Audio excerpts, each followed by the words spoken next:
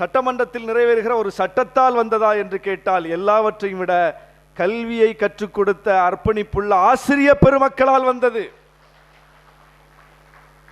கட்டிடத்தை கட்டி வச்சுட்டு நல்ல இன்ஃப்ராஸ்ட்ரக்சர் டெவலப் பண்ணிட்டு ஆசிரியர் இல்லைன்னா கல்வி கற்ற முடியுமா? அப்ப அடிநாதம் என்பது, ஒரு கல்விக்கான அடிப்படை என்பது ஆசிரியர் பெருமக்கள். அப்ப ஆசிரியர் பெருமக்களும் இன்னும் குறிப்பாக சமூக நீதி உணர்வு உள்ள புரிதலுள்ள ஆசிரியர் பெருமக்கள், தமிழ்நாட்டு ஆசிரியர் பெருமக்கள். அப்படிப்பட்ட ஆசிரியர் பெருமக்களை கொண்டுதான் இப்படிப்பட்ட மகத்தான சாதனையை நாம் நிகழ்த்தி இருக்கிறோம். அதற்கு பிறகுதான் கல்வி தொடர்பான மற்ற விஷயங்கள்லாம் நாம் செய்து காட்டி இருக்கக்கூடிய மற்ற விஷயங்கள். அடிப்படை ஆசிரியர்கள். அந்த ஆசிரியர் பெருமக்கள் கோரிக்கைகளோடு வீதியில் நின்று போராடுவது என்பது நம்முடைய கொள்கைக்கு எதிரானது, நம்முடைய அரசியலுக்கு எதிரானது,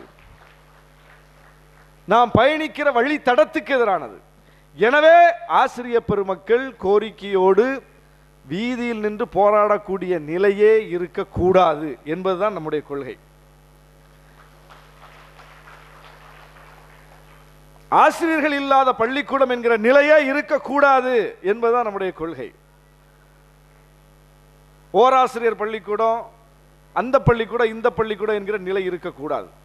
அதுபோல ஒரு பள்ளிக்கூடம் தான் சிறந்த பள்ளிக்கூடம், மற்ற பள்ளிக்கூடங்கள் சிறந்த பள்ளிக்கூடங்கள் இல்லை என்கிற அந்த நிலையும் இருக்கக்கூடாது. நவோதயா பள்ளிக்கூடத்தை நாம் ஏன் எதிர்க்கிறோம்? ஒரு பள்ளிக்கூடத்தை மட்டும் கட்டமைப்போடு, மிகச்சிறந்த கட்டமைப்போடு எல்லா வசதியும் செய்து கொடுத்து வைப்பது என்பது சமூக நீதிக்கு எதிரானது. அப்ப இன்னொரு பள்ளிக்கூடத்தில் படிக்கக்கூடிய மாணவனுக்கு அந்த வாய்ப்பு இல்லை என்று சொன்னால் அது சமநீதிக்கு எதிரானது. அப்ப எல்லா பள்ளிக்கூடத்தையும் நீங்க உருவாக்குங்க. நம்ம டெல்லிக்கு போன நம்முடைய முதலமைச்சர் அவர்கள் அரவிந்த் கெஜ்ரிவால் தொடங்கி வைத்திருக்கிற அந்த மாடல் ஸ்கூல், அந்த பள்ளிக்கூடத்தை போய் பார்வையிட்டு தமிழ்நாட்டில் இப்படி தொடங்கப்படும் சொன்னார். உடனே நான் சட்டமன்றத்தில் எதிர்த்து பேசினேன். இது நமக்கு தேவையில்லை. தமிழ்நாட்டினுடைய எல்லா பள்ளிக்கூடங்களும் மாதிரி பள்ளிக்கூடங்கள் தான் என்கிற நிலையைத்தான் நாம் உருவாக்க வேண்டும். அந்த தடத்தில் தான் நாம் பயணிக்க வேண்டும். ஒரு குறிப்பிட்ட ஸ்கூலை மட்டும் மாடல் ஸ்கூல் சொல்லி வேண்டாம், அவங்க செய்யலாம், நாம செய்ய வேண்டிய அவசியம் இல்லை. அரவிந்த் கெஜ்ரிவால் உருவாக்கி வைத்திருக்கிற மாதிரி பள்ளிக்கூடம் என்பது தமிழ்நாட்டினுடைய ஒட்டுமொத்த பள்ளிக்கூடங்களாக இருக்க வேண்டுமே தவிர ஏதாவது ஒரு பள்ளிக்கூடமாக இருக்கக்கூடாது. அப்போது அமைச்சர் எழும்பி அதற்கு பதிலுரையும் கொடுத்தார். இந்த அரசு வந்த பிறகு பழைய பள்ளிக்கூட கட்டிடங்கள் எல்லாம் சிதிலமடைந்த அத்தனை கட்டிடங்களையும் இடித்துவிட்டு இன்றைக்கு பல்லாயிரக்கணக்கான புதிய கட்டிடங்களை கட்டி இருக்கிறது. ஒரே ஆணையின் மூலம் பல்வேறு விஷயங்கள், கல்வி தொடர்பான விஷயங்கள் புதிய புதிய திட்டங்களின் மூலம் சாத்தியப்படுத்தி இருக்கிறார்கள். நாம் வரவேற்கிறோம், நாம் துணை நிற்கிறோம். அதே நேரம் எஞ்சி இருக்கக்கூடிய கல்வி தொடர்பான கோரிக்கைகளையும் இந்த அரசு நிதியையும் தாண்டி சிந்தித்து கொள்கை அளவில் நின்று யோசித்து அத்தனை கோரிக்கைகளையும் நிறைவேற்ற வேண்டும் என்று சொல்லி உங்களுடைய ஒவ்வொரு கோரிக்கையிலும் விடுதலை சிறுத்தைகள் கட்சி துணை நிற்கும். எழுச்சி தமிழர் அவர்கள் துணை நிற்பார் என்று சொல்லி வாய்ப்புக்கு. நியமன தேர்வில் தேர்ச்சி பெற்ற இடைநிலை ஆசிரியர்கள் கூட்டமைப்பின் சார்பில் மிக சிறப்பாக நடைபெற்று கொண்டிருக்கிற இந்த கல்வி உரிமை பாதுகாப்பு கருத்தரங்கில் வரவேற்புரையாற்றி அமர்ந்திருக்கிற திரு கோ பார்த்திபன் அவர்களே, எனக்கு முன்னால் மிக சிறப்பாக உரையாற்றி அமர்ந்திருக்கிற திராவிட இயக்க தமிழர் பேரவையினுடைய மாநில துணை பொதுச் செயலாளர் அருமை தோழர் காசு நாகராசன் அவர்களே, இவர் பேசியதற்கு பிறகு இந்த மாநாட்டை முடித்து விடலாம் என்கிற அளவுக்கு, இனி பேசுவதற்கும் ஏதுமில்லை என்கிற அளவுக்கு இடிமழை பொழிந்து அமர்ந்திருக்கிற பொதுப்பள்ளி முறைக்கான மாநில பொதுச் செயலாளர் அருமை தோழர் கல்வியாளர் பிரின்ஸ் கஜேந்திரபாபு அவர்களே, அறிவியல் விஞ்ஞானி முனைவர் அசோக் குமார் வீரமுத்து அவர்களே, எனக்கு பின்னால் இந்த நிகழ்வில் பங்கேற்று உரையாற்ற இருக்கிற திராவிடர் கழகத்தினுடைய மூத்த தலைவர்களில் ஒருவர் வழக்கறிஞர் அருமை அக்கா அருள்மொழி அவர்களே,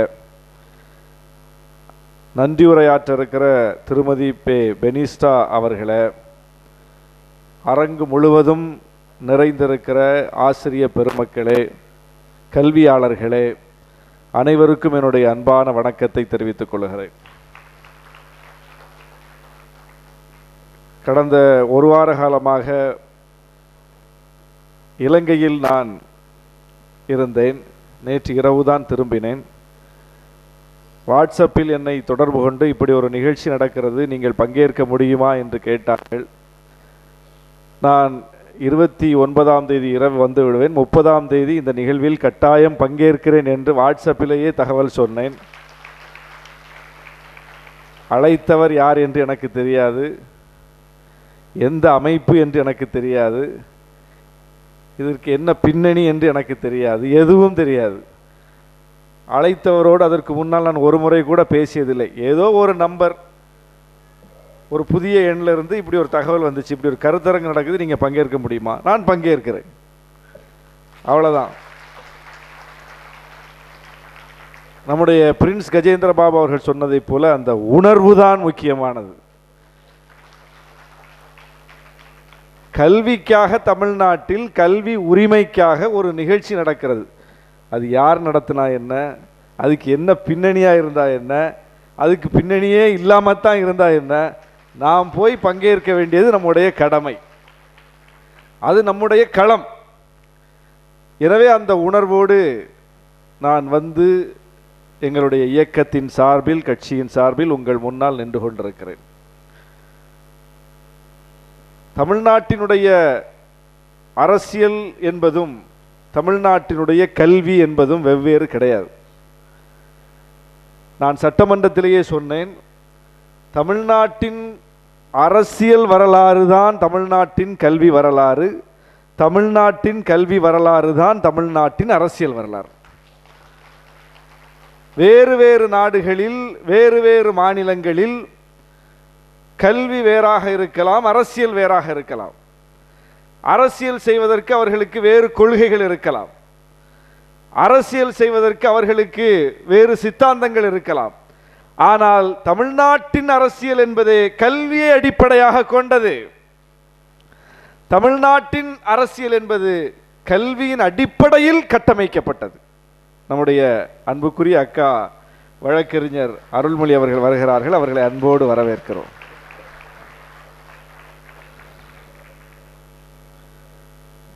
அந்த அளவுக்கு இங்கே அரசியலும் கல்வியும் இணைந்து பின்னப்பட்டிருக்கிறது. தனிப்பட்ட முறையில் இந்த நிகழ்வில் பங்கேற்கிற அடிப்படை தகுதியை நான் பெற்றிருக்கிறேன். ஏனென்றால் சட்டமன்ற உறுப்பினராகி 5 ஆண்டுகளை நிறைவு செய்கிற இந்த வேளையில் ஒவ்வொரு ஆண்டும் ஒவ்வொரு சட்டமன்ற உறுப்பினரும் ஒவ்வொரு மானிய கோரிக்கையில் விரிவாக பேசுவதற்கான வாய்ப்பு வழங்கப்படுகிறது. ஒவ்வொரு சட்டமன்ற உறுப்பினர்களும் ஒவ்வொரு ஆண்டும் அந்த கிடைக்கிற வாய்ப்பில் ஒவ்வொரு பொருளில் பேசுவார்கள். இந்த ஆண்டு நாம் கல்வியில் பேசிவிட்டோம், அடுத்த ஆண்டு வருவாய்த்துறையில் பேசுவோம், அடுத்த ஆண்டு நகராட்சி நிர்வாகத்துறையில் பேசுவோம், அடுத்த ஆண்டு பொதுப்பணித்துறையில் பேசுவோம். எல்லா துறையும் முக்கியம் தானே, எல்லா துறையும் மக்களுக்கான துறைகள் தானே. எனவே அப்படி பிரித்து கொண்டு வாய்ப்பை பயன்படுத்தி கொண்டு தங்களுடைய கருத்துக்களை பதிவு செய்ய வேண்டும் என்று நினைப்பார்கள். அது சரிதான், அதுதான் சரி இன்னும் சொல்ல போனால். ஆனால் எனக்கு வேறு ஒரு பொருளில் செல்லுவதற்கு மனமே ஒப்பவில்லை.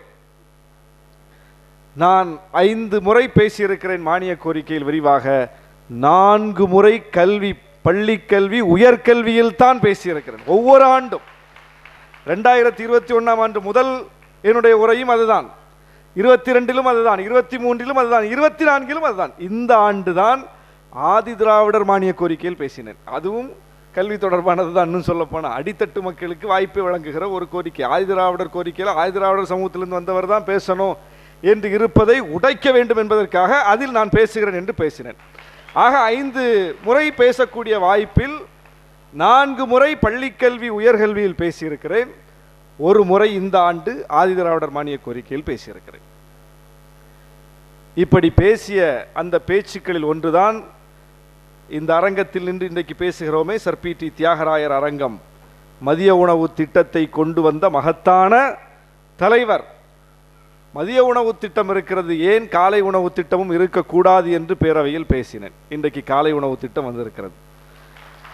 அரசு பள்ளிகளுக்கு இருக்கிறது, அது ஏன் அரசு உதவி பெறும் பள்ளிகளுக்கும் கொடுக்கக்கூடாது என்று பேசினேன். அரசு உதவி பெறும் பள்ளிகளுக்கும் வந்துவிட்டது. 7.5 விழுக்காடு உள்ளிட்ட அனைத்து அரசின் திட்டங்களும் அரசு பள்ளிகளுக்குத்தானே இருக்குது, அரசு உதவி பள்ளிகளுக்கு ஏன் இல்லை என்கிற கேள்வியும் கேட்டிருக்கிறோம். துணைவேந்தர் நியமனம் என்பது ஏன் ஆளுநர் நியமிக்கிறார், மாநில அரசுக்கு அந்த அதிகாரம் இல்லையா, மாநில அரசே நியமிக்க வேண்டும் என்று பேசியிருக்கிறோம். ஏராளமான கொள்கை, ஏராளமான விஷயங்கள். இந்த 5 ஆண்டுகளில் நமக்கு கிடைத்த வாய்ப்பை பயன்படுத்தி கொண்டு கல்வி தொடர்பாக அவ்வளவு விஷயங்களை அடையாளப்படுத்தி இருக்கிறோம்.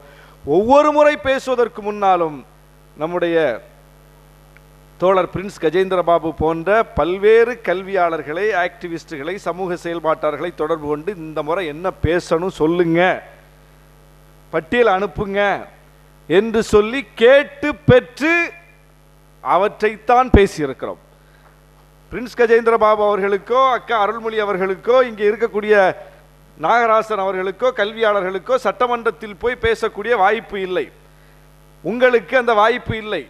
உங்களின் சார்பில் தான் நாங்கள் அந்த மன்றத்தில் இடம்பெற்றிருக்கிறோம். எனவே நீங்கள் என்ன நினைக்கிறீர்களோ அதை பேச வேண்டிய பொறுப்பு எங்களுடையது.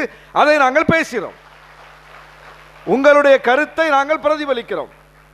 மாண்புமிகு பிடிஆர் அவர்கள் நிதியமைச்சராக இருந்தபோது அவரை பார்த்து நேராக சொன்னேன், மாண்புமிகு அமைச்சர் அவர்களே, நீங்கள் நிதியை கவனமாக கையாளுகிறீர்கள், பார்த்து பார்த்து கையாளுகிறீர்கள், அது அவசியம்தான். அந்த நெருக்கடி இருக்கிறது, அதை புரிந்து கொள்ளுகிறோம். ஒன்றிய அரசு மிகப்பெரிய நெருக்கடி தருகிறது நிதி நிர்வாகத்தில் நமக்கு. அதையும் தாண்டி இந்த அரசு மக்களுக்கு பல்வேறு விஷயங்களை செயல்படுத்துவதற்கு மிகப்பெரிய போராட்டத்தை நடத்தி உள்ளுக்குள்ளேயே மிகப்பெரிய நெருக்கடியை சந்தித்து, புற நெருக்கடி, அக நெருக்கடி, 2 நெருக்கடியையும் சமாளித்து ஒவ்வொரு திட்டங்களாக நீங்கள் நடைமுறைப்படுத்துவதற்கு படுகிற பாடு நாங்கள் அறிவோம். ஆனால் நீங்கள் எந்த துறைக்கு நிதி ஒதுக்கீடு செய்வதாக இருந்தாலும் கணக்கு பாருங்கள். கல்விக்கு மட்டும் கணக்கே பார்க்காமல் நிதியை ஒதுக்குங்கள் என்று நான் சொன்னேன். அவர் சிரிச்சார், எதிரில் உட்கார்ந்துட்டு. அதை அவர் ஏற்றுக்கொண்டார். இந்த அரசுக்கு அதில் ஒன்றும் மாற்று கருத்து இல்லை, முரண்பாடு இல்லை. நாம் சொல்லக்கூடிய கொள்கை தான் இந்த அரசின் கொள்கை, நாம் சொல்லக்கூடிய வழித்தடம் தான் இந்த அரசின் வழித்தடம். அது கொள்கையாகவும் வழித்தடமாகவும் இருந்தால் மட்டும்தான் தமிழ்நாட்டில் ஒரு அரசியல் கட்சியால் நிற்க முடியும், வெல்ல முடியும், மக்களிடம் நம்பிக்கையை பெற முடியும். அந்த தடத்தில் இருந்து மாற்றி பயணிக்கிற எந்த கட்சியாலும் தமிழ்நாட்டில் அரசியல் செய்ய முடியாது. சான்று பாஜக. பாஜகவால் தமிழ்நாட்டில் அரசியல் செய்ய முடியுதா? ஏன் எல்லா கட்சியும் சேர்ந்து நீட்டு விலக்கு வேணும்னு சொல்லுவோம், பாஜக நீட்டு விலக்கு தரமாட்டோம் என்று சொல்வார்கள். எல்லா கட்சியும் சேர்ந்து இருமொழி கொள்கை தான் என்று சொல்லுவோம், பாஜக மும்மொழி கொள்கை என்று சொல்லும். நாம எந்த தடத்தில் பயணிக்கிறோமோ அந்த தடத்தில் இருந்து மாறி பயணிக்கிற ஒரு கட்சியை தமிழ்நாட்டு மக்கள் எந்த இடத்தில் வைத்திருக்கிறார்கள் என்பதை பார்க்கிறோம். பாஜகவோட யாராவது அணி சேர்ந்தால் கூட அது வெற்றி பெறாது, அணி சேர்வதற்கே பலரும் யோசிக்கிறார்கள் என்றால் அந்த அளவுக்கு அந்த கட்சிக்கு தமிழ்நாட்டில் ஏற்பில்லை. ஏன் ஏற்பில்லைனா நம்முடைய கொள்கைக்கு அந்த கட்சிகிட்ட ஏற்பில்லை. தமிழ்நாட்டினுடைய மக்கள் எதை விரும்புவார்களோ அதை அந்த கட்சி ஏற்காது. எனவேதான் தமிழ்நாட்டு களம் அந்த கட்சி நிராகரிக்கிறது. அப்ப எந்த கட்சியாக இருந்தாலும் தமிழ்நாட்டு களத்தில் சமூக நீதி அரசியலை பேச வேண்டும், மாநில உரிமையை பேச வேண்டும், இடஒதுக்கீட்டை பற்றி பேச வேண்டும், அதற்காக போராட வேண்டும், இங்கே இருக்கக்கூடிய அடித்தட்டு மக்களினுடைய நலனை பற்றி பேச வேண்டும், சிந்திக்க வேண்டும், வெளிப்பட வேண்டும். முக்கியமாக கல்வியை பற்றி சிந்திக்க வேண்டும், கல்விக்காக குரல் கொடுக்க வேண்டும். அப்படி குரல் கொடுக்கிற கட்சிகளுக்குத்தான் தமிழ்நாட்டில் இசைவு இருக்கும், தமிழ்நாட்டு மக்கள் ஏற்பார்கள். ராஜாஜி பதவி இழந்தார, காங்கிரஸ் இயக்கத்தில் பயணித்த ராஜாஜி பதவியை இழக்கிறார். அந்த கட்சியிலேயே காமராசர் முன்னிறுத்தப்பட்டு முதலமைச்சராகிறார். அதற்கு பெரியார் ஆற்றிய பங்கு, அரசியல் களத்திற்கு வெளியே நின்று அவர் ஆற்றிய பங்கு நாம் அறிவோம். அப்ப அது ஒரு கட்சிக்குள்ள நடந்த பிரச்சனை கிடையாது. ஒரு கட்சிக்குள்ள நடந்த நிர்வாக சண்டையினால் அந்த மாற்றம் நிகழவில்லை. ஒரு கட்சிக்குள் நடந்த போட்டி பொறாமையினால் அப்படிப்பட்ட மாற்றம் நடக்கல. வழக்கமா அப்படி ஒரு மாற்றம் நடக்கும். ஒரு கட்சிக்குள்ள மோதல் வரும், கருத்து முரண்பாடு வரும், 2 பெரும் தலைகளுக்குள்ள போட்டி வரும். போட்டியால், பொறாமையால் ஒரு மாற்றம் நடக்கும். ஆனால் ராஜாஜி பதவி இறக்கப்பட்டு காமராஜர் முன்னிறுத்தப்பட்டது போட்டியால் அல்ல, பொறாமையால் அல்ல, கல்வியால். ராஜாஜி ஒரு கல்விக் கொள்கை முன்னிறுத்துகிறார், எதிர்ப்பு வலுக்கிறது. காமராசர் அதற்கு நேர் எதிரான நம்முடைய கல்விக் கொள்கை கருத்தில் வைத்திருக்கிறார், அவர் முன்னிறுத்தப்படுகிறார். பின்னாடி நடந்து நம்ம பார்த்தோம். அப்போ ஒரு கட்சிக்குள் நடக்கிற ஒரு நிர்வாக மாற்றமாக இருந்தாலும், ஒரு அரசில் நடக்கிற ஒரு மாற்றமாக இருந்தாலும், ஒரு ஆட்சி மாற்றமாக இருந்தாலும், ஒரு முதலமைச்சர் பதவியேற்பாக இருந்தாலும், கல்வியை அடிப்படையாக கொண்டு நடக்கிற ஒரே மாநிலம் தமிழ்நாடு. அப்படிப்பட்ட வரலாற்று பின்னணியை கொண்டவர்கள் நாம். அப்படிப்பட்ட தமிழ்நாட்டில் இவர்கள் புதிய கல்விக் கொள்கையை திணிக்கிறார்கள், மும்மொழி கொள்கையை திணிக்கிறார்கள். புதிய கல்விக் கொள்கை நம்ம எப்படி ஏற்க முடியும்? நீ புதிய கல்விக் கொள்கை என்று சொல்லி தமிழ்நாட்டை விடவும் சிறப்பான கூறுகளை கொண்ட, தமிழ்நாட்டில் நடைமுறையில் இருக்கக்கூடிய கல்வி முறையை விடவும் சிறப்பான சமூக நீதி கொள்கையை கொண்ட, சிறப்பான தொலைநோக்கு திட்டங்களை கொண்ட, இன்னும் மேம்பாடுள்ள ஒரு கொள்கையை கொண்டு இதை நீங்க ஏத்துக்குங்கன்னு சொன்னா கட்டாயமாக நாம் பரிசீலிப்போம். நம்மை விட இன்னும் சிறப்பாக இந்த அடித்தட்டு மக்களுக்கு கல்வியை கொண்டு சேர்க்கிறதுக்கு, இந்த பள்ளிக்கூடங்களை பெருக்கிறதுக்கு, இந்த பள்ளிக்கூட கட்டமைப்பை வலுப்படுத்துவதற்கு, தாய்மொழி வழி கல்வியை ஊக்குவிப்பதற்கு, கட்டாய கல்வியை ஊக்குவிப்பதற்கு, கட்டணமில்லா கல்வியை ஊக்குவிப்பதற்கு இந்த கல்விக் கொள்கை வழி செய்கிறது என்று சொன்னால் நம்மை விட பெட்டரா இருக்கு, எடுத்துக்கலாம். ஆனால் இந்த புதிய கல்விக் கொள்கையில் தமிழ்நாட்டில் இப்போது இருக்கக்கூடிய, நடைமுறையில் இருக்கக்கூடிய கல்வி திட்டத்தை விட ஒரே ஒரு பாயிண்ட் மேம்பாடா இருக்குன்னு காட்டுங்க. ஒண்ணு காட்டுங்க. இதை விட பெஸ்ட், தமிழ்நாட்டில் இப்போது இருக்கக்கூடிய கல்விக் கொள்கையை விட இந்த புதிய கல்விக் கொள்கை சிறந்தது, இதில் சிறந்தது சொல்லு. ஒண்ணு சொல்லு. நான் ஏன் ஏத்துக்கணும்? நாம ஏன் ஏத்துக்கணும்? நம்மை விட சிறந்தது என்று அதில் சொல்லுவதற்கு ஒன்றுமில்லை. நம்மை விட இன்னும் பல்லாண்டுகள் பின்னோக்கி இருக்கக்கூடிய ஒரு பிற்போக்கான கல்விக் கொள்கை கொண்டு ஒரு முற்போக்கு அம்சம் பொருந்திய மாநிலத்தில் திணிக்க பார்க்கிறார்கள். எப்படி ஏற்க முடியும்? அப்படித்தான் மொழியையும் திணிக்க பார்க்கிறார்கள். இந்த கல்வியும் மொழியும் ஒன்றோடு ஒன்று தொடர்புடையதாக இருக்கிறது. மொழியில் அவர்கள் இவ்வளவு தீவிரம் காட்டுவதற்கு அடிப்படை அதுதான். கல்வியில் அவர்கள் இவ்வளவு தீவிரம் காட்டுவதற்கும் அடிப்படை அதுதான். ரெண்டு ஒன்றோடு ஒன்று தொடர்பு இருக்கிறது. ஒரு காலத்தில் படிக்காதே என்று சொன்னார்கள், இப்போது இதை படி என்று சொல்கிறார்கள். ஒரு காலத்தில் இந்த மொழியை நீ கற்க கூடாது என்று சொல்கிறார்கள், இப்போது கட்டாயம் நீ கற்க வேண்டும் என்று சொல்கிறார்கள். ஏன்னா அந்த இடம் அவங்களுக்கு இன்னைக்கு மாறி போய் நிற்குது. அதனால் சமஸ்கிருதத்தை திணிப்பது, இந்தியை திணிப்பது, இந்தி மயமாக்குவது, சமஸ்கிருத மயமாக்குவது என்பதுதான் அவர்கள் வைத்திருக்கிற திட்டம். அதை நேரடியாக சொன்னால் எடுபடாது என்பதனால் மும்மொழி கொள்கை என்று ஒரு முலாம் பூசிய வார்த்தையை போட்டு நேரடியாக நாங்கள் இந்தியை திணிக்கவில்லை, நேரடியாக நாங்கள் சமஸ்கிருதத்தை திணிக்கவில்லை, ஏதாவது ஒரு இந்திய மொழியை படிக்கலாம் என்றுதான் சொல்லுகிறோம் என்று சொல்கிறார்கள். இதை பார்க்கிற சாதாரண பாமர மக்களுக்கு நல்லதுதானே செய்கிறார் மோடி, ஒன்றிய அரசு சொல்வது சரிதானே, மூணாவது ஒரு மொழியை கற்றுக்கிறதுல என்ன பிரச்சனை இருக்குது, அவங்க செலவு பண்ண போகிறாங்க, அவங்க நிதி கொடுக்குறேன்னு சொல்கிறாங்க, அவங்க அதுக்கான இன்ஃப்ராஸ்ட்ரக்சரை டெவலப் பண்ணி தர போகிறேன்னு சொல்கிறாங்க, புதிய கல்விக் கொள்கை அதை வலியுறுத்துது, இதில் நமக்கு என்ன பிரச்சனை, நம்ம குழந்தைங்க மூணாவது ஒரு மொழியை கற்றுக்க தானே போகுது என்று சொல்லி நாமும் அதை நம்பக்கூடும். ஆனால் உண்மை என்ன?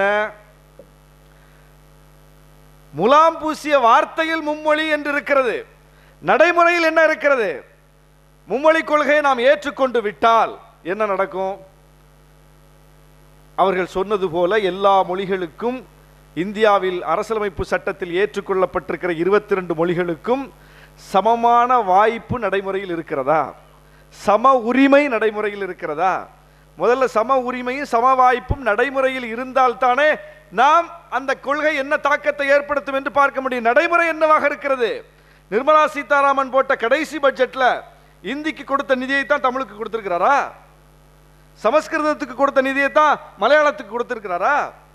தெலுங்குக்கு கொடுத்திருக்கிறாரா? கன்னடத்துக்கு கொடுத்திருக்கிறாரா? மராட்டியத்துக்கு கொடுத்திருக்கிறாரா? எந்த மொழிக்கு கொடுத்தார்கள்? எந்த மொழிக்கும் கொடுக்கவில்லை. இந்திக்கும் சமஸ்கிருதத்துக்கும் மட்டும்தான் நிதியை ஒதுக்குகிறார்கள். அதற்குத்தான் வாரம் கொண்டாடுகிறார்கள், அதற்குத்தான் கூட்டங்களை போடுகிறார்கள்.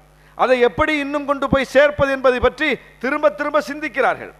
அது தொடர்பான சிந்தனையிலேயே இருக்கிறார்கள். அப்படி அவர்களுக்கு இருமொழி, இந்தி சமஸ்கிருதம் என்கிற அந்த இருமொழி, அதை கொண்டு போய் சேர்ப்பது என்று கொள்கை அளவில் அவர்கள் ஏற்றுக்கொண்டு விட்ட பிறகு மீதி 20 மொழிகளை பற்றி அவர்கள் ஏன் கவலைப்பட போகிறார்கள்? அப்போ 22 மொழி என்பது பேப்பர்ல இருக்கு, கான்ஸ்டிடியூஷன்ல இருக்கு, காகிதத்தில் இருக்கிறது. நடைமுறையில் என்ன இருக்கிறது? நடைமுறையில் 22 அல்ல 2 தான் இருக்கிறது. அப்ப நடைமுறையில் 2 தான் இருக்கிறது என்னும் போது 22 மொழிகளில் ஒன்றை ஏற்றுக்கொள்ளலாம், படித்து விடலாம் என்று நம்பி அந்த கொள்கையை நாம் ஏற்றுக்கொண்டால் 22இல் 20க்கு ஆசிரியர்கள் இருக்க மாட்டார்கள், 20க்கு கட்டமைப்பு இருக்காது. 20இல் ஒன்றை ஒரு பிள்ளை தேர்ந்தெடுத்தால் அதை சொல்லிக் கொடுப்பதற்கு அங்கே எந்த வாய்ப்பும் இருக்காது. அதற்கு ஆள் இல்லை, அதற்கு கட்டமைப்பு இல்லை, அதற்கு நிதி இல்லை என்று சொல்லி இந்த 2இல் ஒன்றை ஏற்றுக்கொள் என்று அங்கே பள்ளிக்கூடத்தில் சொல்லப்படும். அந்த குழந்தையும் வேறு வழி இல்லாமல் இந்தியையோ சமஸ்கிருதத்தை ஏற்றுக்கொள்ளும். இதுதான் இதற்கு பின்னால், இந்த மும்மொழி கொள்கை என்று சொல்லப்படுகிற முழக்கத்திற்கு பின்னால் இருக்கிற அப்பட்டமான ஒரு சதி.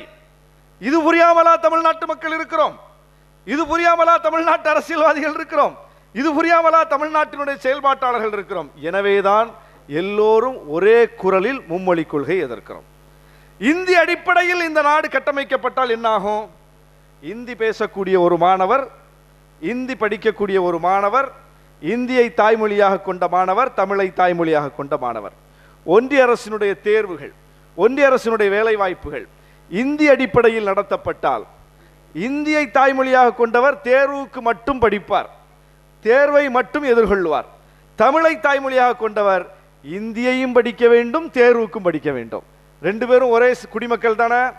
2 பேருக்கும் அரசியலமைப்பு சட்டம் ஒன்று தானே? 2 பேரும் ஒரே நாட்டை சேர்ந்தவர்கள் தானே? 2 பேருக்கும் ஒரே ஓட்டு தானே? ஆனால் 2 பேரில் ஒருவர் 2 வேலை செய்ய வேண்டும், ஒருவர் ஒரு வேலை மட்டும் செஞ்சா போதும்னா அது எப்படி ஒரு லெவல் பிளேயிங் ஃபீல்டு? அது எப்படி ஒரு சம வாய்ப்பை உருவாக்கக்கூடிய ஒரு அரசின் கொள்கையாக இருக்க முடியும்?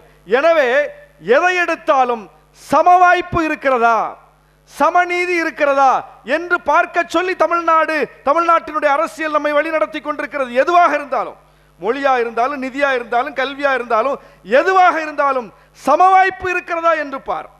சமவாய்ப்பு இல்லை என்று சொன்னால் எதிர்த்து குரல் கொடு, போராடு. இதுதான் நாம் கற்றுக்கொண்ட பாடம். இதுதான் திராவிட அரசியல் நமக்கு கற்றுக் கொடுத்திருக்கிற பாடம். எனவே தமிழ்நாட்டு அரசியல் போக்கிலிருந்து நாம் பார்க்கிறோம், இந்த மொழிக் கொள்கை என்பது அது சம வாய்ப்பை உறுதிப்படுத்தவில்லை, சம நீதிக்கு எதிராக இருக்கிறது, சமூக நீதிக்கு எதிராக இருக்கிறது. எனவே எதிர்க்கிறோம் என்று சொல்லித்தான் இந்த பிரச்சனையில், மொழி பிரச்சனையில் இவ்வளவு தீவிரமாக நாம் இருக்கிறோம். எனவே கல்விக் கொள்கையிலும் மொழிக் கொள்கையிலும் நமக்கு ஒரு தீவிரமான பார்வை இருக்கிறது. அந்த பார்வையைத்தான் நாம் வெளிப்படுத்துகிறோம். நம்முடைய மாநில அரசும் அந்த வழியில் தான் பயணிக்கிறது. இந்த மாநில அரசிடம் நம்முடைய பிரின்ஸ் கஜேந்திரபாபு அவர்கள் சொன்னதை போல பல்வேறு கோரிக்கைகள் நமக்கு இருக்கிறது. நிதி நெருக்கடியை காரணம் காட்டி இந்த அரசு அதில் பல கோரிக்கைகளை ஏற்பது, பல கோரிக்கைகளை ஏற்காமல் இருப்பது என்கிற ஒரு 2 நிலைப்பாட்டுக்குள் ஒரு நெருக்கடியில் தத்தளித்து பயணித்துக் கொண்டிருப்பதை பார்க்கிறோம். நான் சொன்னதை போல எல்லா கோரிக்கைகளையும் அரசு ஏற்க வேண்டும்.